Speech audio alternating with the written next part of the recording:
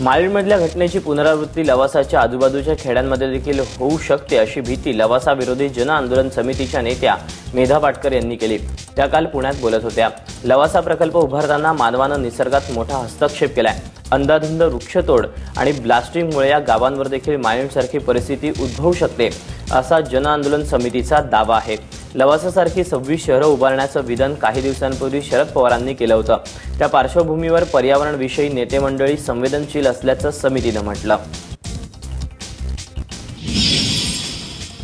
कायदा हा केवळ घटनात्मक तरतुदींनुसार नसतो, तर निसर्गाचा जो कायदा आहे त्याचं जर उल्लंघन झालं तर निसर्ग कधीच माफ करत नाही।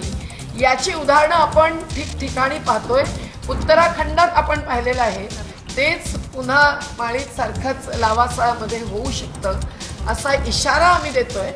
पण केवळ इशारा देऊन थांबत नाही आहोत। मैदानी आणि कायद्याची लढाई तर चालूच राहणार, हेही आमचं ठामपणे म्हणणं आहे।